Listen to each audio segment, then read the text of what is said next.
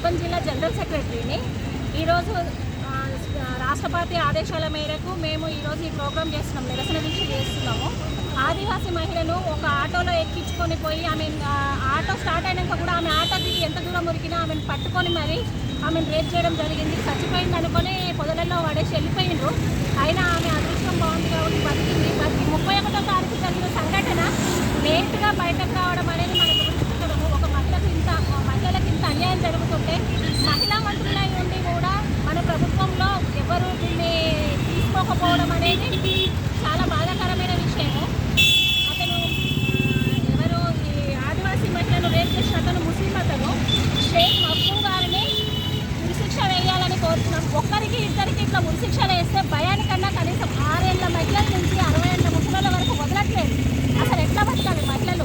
మనకు స్వాతంత్రం వచ్చిందని చెప్పుకుంటున్నాం, కానీ స్వాతంత్రం మనకు రాలేదు. కనీసం ఆడపిల్ల వేల తిరగాలన్నా రాత్రి సాయంత్రము ఏ టైం అయినా సరే ఆడపిల్ల ఒక్కటి తిరగాలంటే చాలా భయం అయిపోతుంది.